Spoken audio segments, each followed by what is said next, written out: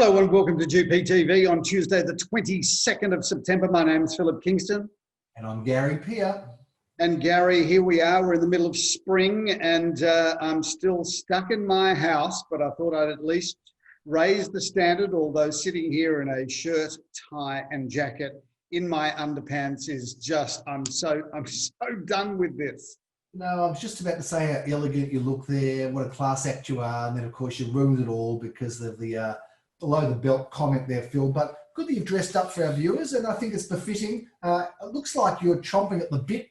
I don't know if you know that term, Phil, a racing term. Oh, yes, it's a horseism, Gary. You're chomping at the bit to get back out there and do an auction. You look like you've got an auction you've got to get to in like half an hour's time. Of course. I'm trying to get back into the zone, so hence being dressed like this. But the viewers, I mean, it's become a Zoom thing that no one wears pants anymore. So whilst I've said I am in my underpants, I'm in my underpants for a reason, Gary. And that is, the reason is I set a new PB on the weekend. And pray tell, what would that PB be for you? Well, my new PB, Gary, and we're going to put up a photo of how I set my new PB in a moment. But I set my new PB by eating 4 lemon curd donuts from Tivoli Bakery. I brought home a box of 6 on Saturday and managed to eat four of the 6. They are absolutely unbelievable. And if there's some viewers that want to send in a nice message into ideas at garypeer.com.au, some nice ideas about what we can do to increase the viewership of GPTV, I will send them a box of 6 of these lemon curd donuts from Tivoli Bakery. The bottom line is, Gary, I can now not fit into my pants. I put on 3 kilos as a result of this lockdown, and I've never been one to put on weight. I've never been able to put on weight. 3 kilos. Well, that's where my 3 kilos went, because I've lost 3 kilos. So there you go. So now I know where they've gone, and that's part of a good partnership, because between the two of us, we still weigh exactly the same. So that's why our partnership works so well, Phil, because it's sharing and caring, and it's a beautiful thing. Although those donuts have got my, my taste buds feeling a little bit anxious. Well, the two best donuts in Melbourne, I've got to just let the viewers know, is that my current favourite is the lemon curd filled donut from Tivoli Bakery. There is the shout out again. But my second favourite is the custard filled donut. Yeah. From Baker de Chirocco in Fitzroy Street. So that comes a very close second. That was my number 1 until I discovered these other donuts. Four's probably too many in a sitting, don't you think? Well, unlike you, Cuddles Kingston, your new nickname, I have not had any donuts for a while, but if I was to have one, Phil, I'd just be straight with the Krispy Kreme. I remember the old days we used to go to Sydney. I'd bring those boxes of Krispy Kreme back and absolutely devour them. They were the good old days, so I don't know why you need to go and get such beautiful designer donuts. Just get a Krispy Kreme, shove it in your gob. At primary school, Phil, we used to have cream buns. Now that's a donut, a cream bun. Oh, that's old school, isn't it? So I'm on my exercise bike yesterday, and my exercise bike is an American life fitness exercise bike. Yeah.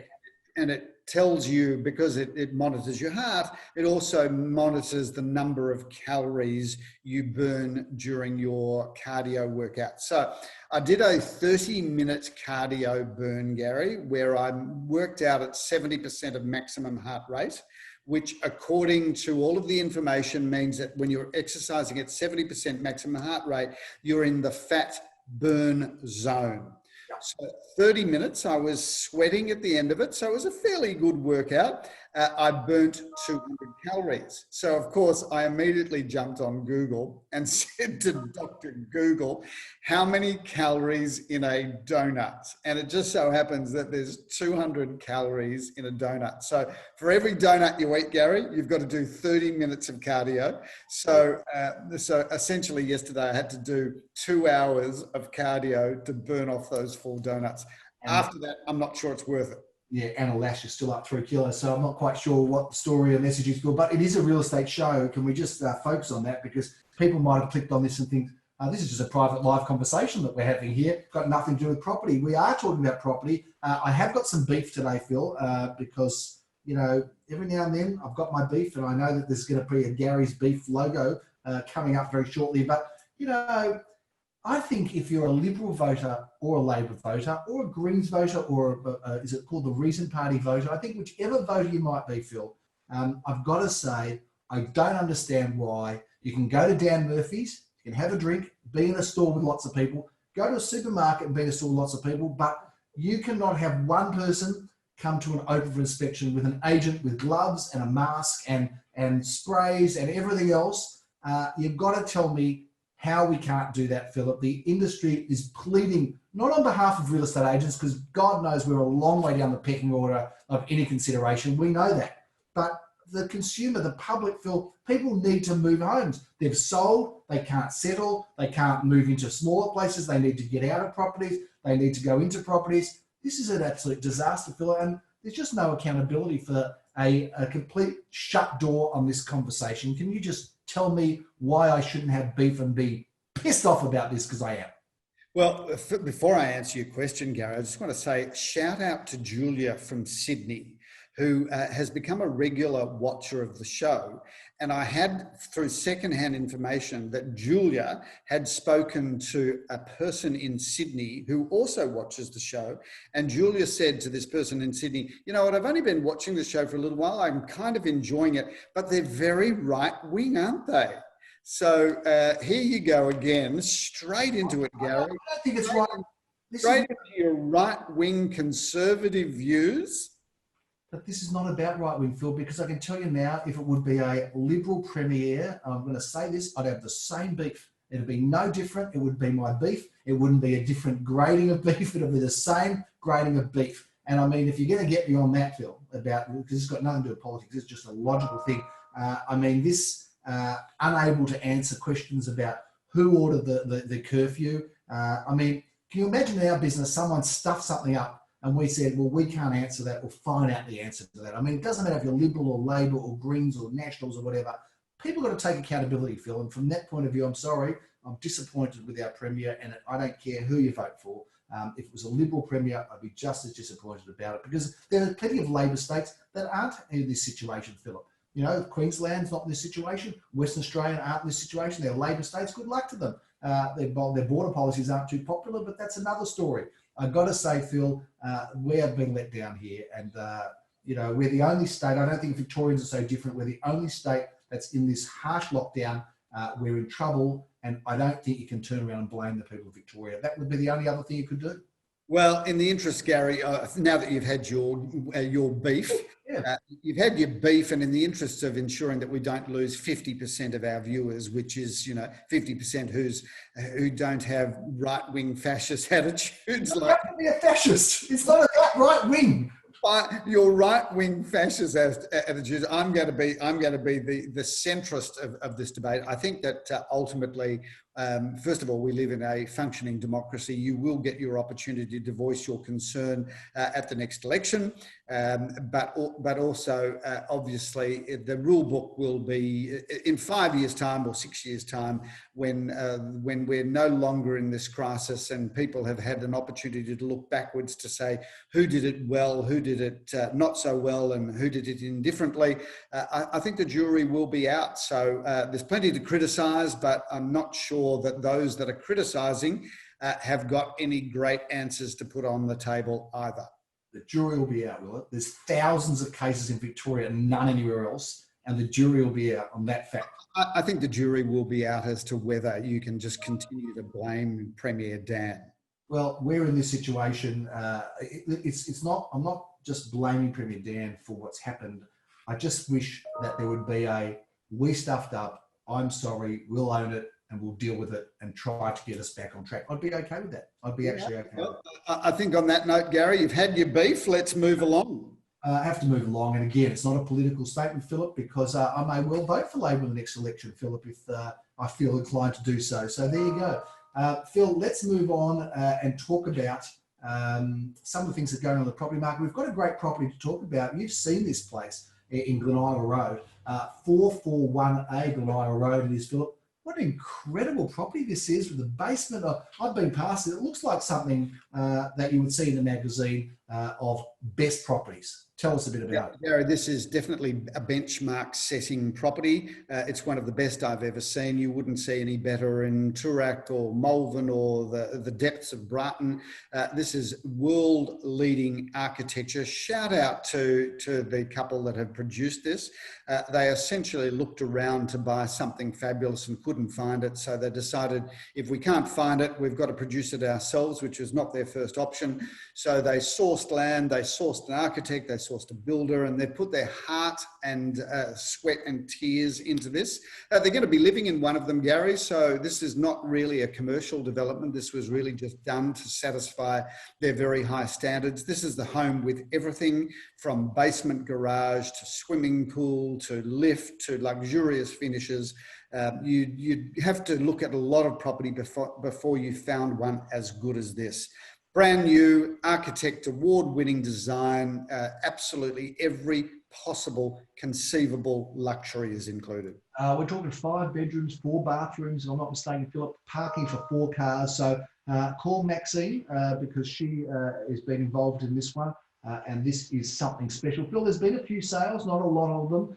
In fact, I don't know if you look at the auction results that are printed through REA and Real Estate View and Domain. I've got to tell you that it's been very quiet in terms of auction results. I mean, we're down about 95% in volume, I think, from this time last year. When you say we, I presume you're saying us and the industry? Us as an industry, Phil, yeah. And of course, the industry pushing very hard to get some of these sanctions lifted. But we have had a few sales, Phil. We sold a property, and it's interesting, you know, what is in demand still, Phil. 2 Canal Avenue, a great address just near our Corporate North office. 4 buyers wanted to buy this property, Philip. I think the price guide was somewhere in that high ones. It's undisclosed, but a lot of competition for this interesting home, Phil. I think that was interesting, Gary, and I think that for those viewers that are wondering, you know, do we put our house on the market or do we not? I think that's a really good example of the fact that there is just strong underlying demand for property in all different sorts. I mean, this was, without question, it's a good home, but you wouldn't say that this was a home that had so many standout features that you would say, well, it wouldn't matter what the times are, it was going to sell. I think that this is a fairly typical of the homes that we sell. So, you know, due respect to the owners of this home and due respect to the architecture, this was something that we sell many of under normal circumstances. So we had 4 parties, all really very close to each other in terms of price.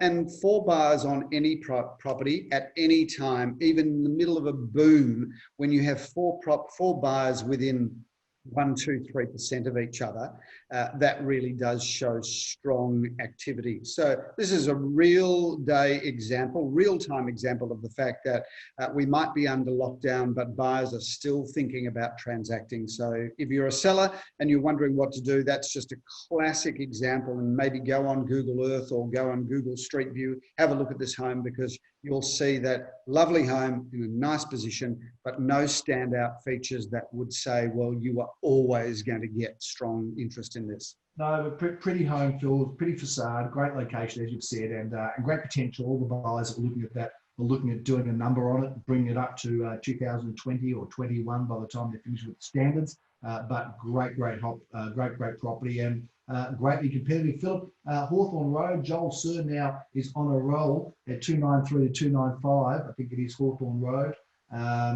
He's sold 3 now in that building, and there's a 4th one coming up.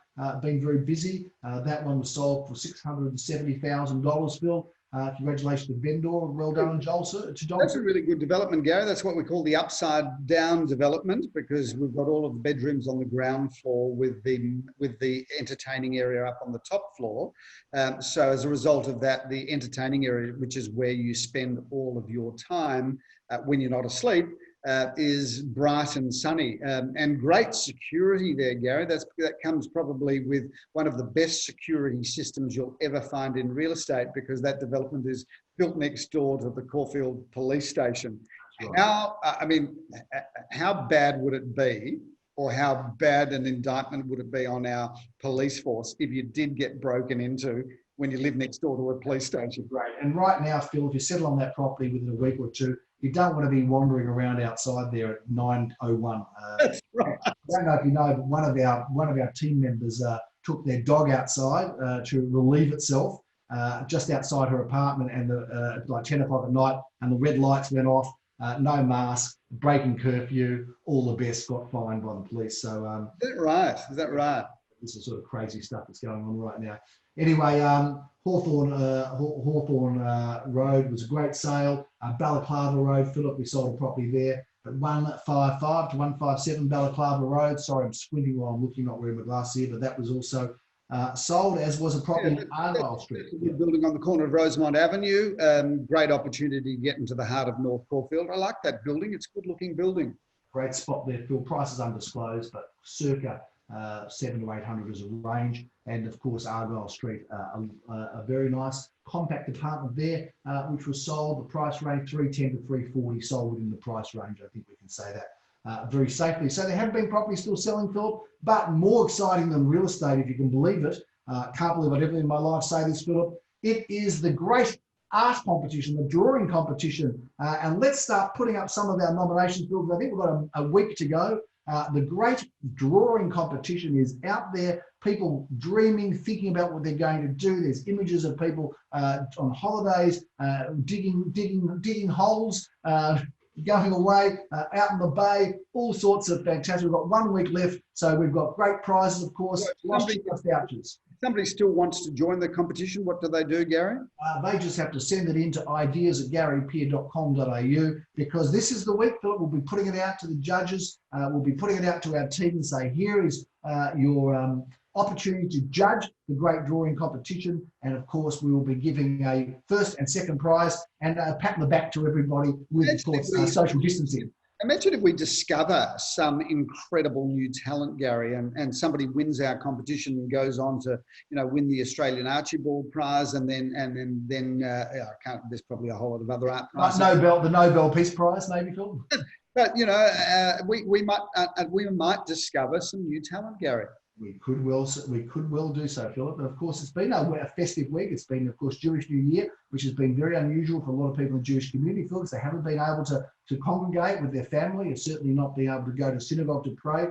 This is a very unique and unusual time, but something tells me, Phil, it's all going to get back to a different kind of stage 3 normal very soon. Your thoughts? Well, I just, of course, Shana Tova to all of our Jewish clients, Gary, and also a shout out to the rabbinical organisation. I'm not sure which governing body it was that organised the shofar blowers, Gary, to be moving around right through the streets of the areas that we both live in. A great community service there, and a great opportunity for those outside the Jewish community to have an insight and a window into one of the major festivals. So, and one of the major and most significant icons, of course, of the heralding of the new year is the blowing of the shofar. And Philip, I was walking and did a very big walk. I stayed within my range, but all the way down to Elwood Beach, and lo and behold, even on Elwood Beach, there were shofar blowers on Elwood Beach, standing there, giving that ram's horn a big blow right through. So, it's a very festive time, and I guess at a time where people are a little bit less than their best happy selves, it's good to have something to celebrate and enjoy. Maybe the year ahead will be a much more easier and happy one for people, Phil. Well, we certainly hope so. On the real estate side, Gary, just getting this show back to real estate. Yes, that's right. Yeah. Our entire organisation is spending an enormous amount of time speaking to those people that want to get their house on the market. If we don't get an early break from this, it's the 26th of October before we're able to get back to showing people through properties. And as yet, we haven't heard as to whether it'll be one-on-one, one-on-two, or traditional open for inspections. But if we assume that there's no early release from captivity, it looks like we're in for a very busy November, December. We did mention on last week's GPTV that I reckon this spring season will go right up until Christmas Eve.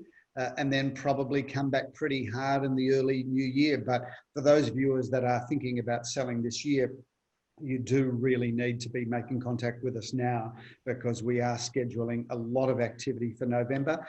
Gary, been a lot of talk within our organisation about midweek options. I think that all the rules are going to be changed. We're going to have shorter campaigns. We're going to have a lot of inspections happening during the week. Our team, instead of relying on the typical Saturday and Wednesdays, will be probably saying to a lot of their clients, look, I want to be able to bring people through every day. So I want you to give me an hour during the day where I can be saying to anybody, look, I'll see you at Orong Road I'm going to be there every day from 2 till 3 o'clock. So here's a window of time. So I think it's going to radically change. And I think that the buyers that are watching this show need to be ready to do things differently, because certainly as an organisation and as an industry, we'll be doing things a lot differently when we come out of this end of October. I agree with you 100%, Phil. It's like the starter gun's going to go off and everyone's going to be running. It's going to be like a kind of Myers Boxing Day sale, Phil. If you can imagine those doors opening and everybody running and falling over themselves, I really feel it's going to be like that. And look, one of the things, of course, they'll be running and falling themselves over in a very singular manner, Gary, and in a very controlled way, and in a very masked and hand sanitized way. Yes, with social distancing. Phil, I've got to say, falling over, but I kind of get your analogy. Yeah, well, I'm glad you do, Phil. I'm glad you see the picture. Phil, one of the things that we are offering to our clients, which is, I think, very important, is we're doing virtual presentations now in terms of styling. So we're doing virtual styling sessions. So I think for those that are selling with us, if you haven't taken advantage of that yet, call us. If you're thinking of selling and you want some assistance, call us, because we are doing virtual styling, Philip, which is a great concept where we are actually going to be, well, we have already shown by like, FaceTime, FaceTime properties where our stylists are, how come you're sliding up and down there in your underpants? It worries me. Where we are, not a good look, where we are showing, of course, homes to our stylists through FaceTime, giving advice, they're giving lists. I think it's very helpful, Phil. I think it's one of the good things that are happening out there for our clients. Look, the other thing I think we can offer our clients and viewers of GPTV is that this week we have an economist, Philip, speaking to our clients, our VIP clients, Phil.